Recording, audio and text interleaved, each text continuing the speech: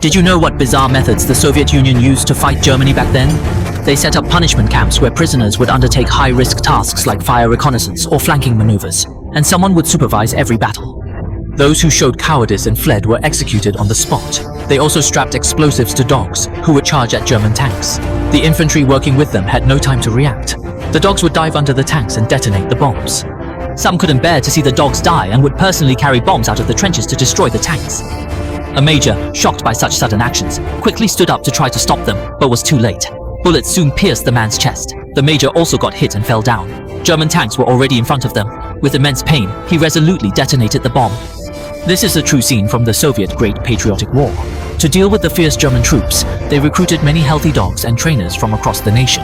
Retired pilot Andrei thought that the dogs were only for simple search and rescue tasks, so he brought Buck to report without hesitation.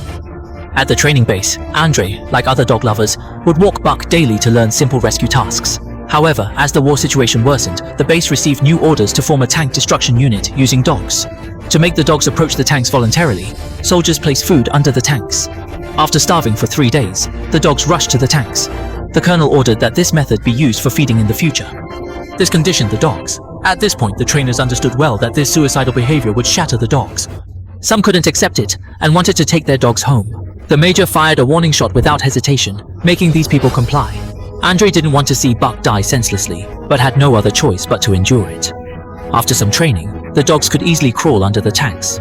But once the tanks started, they turned into roaring steel beasts, and the dogs were too scared to approach. To make the dogs boldly crawl under the tanks, Andrei personally demonstrated for Buck, letting the tank drive over him. Seeing his owner under the tank, Buck thought Andrei was in danger and fearlessly rushed to him.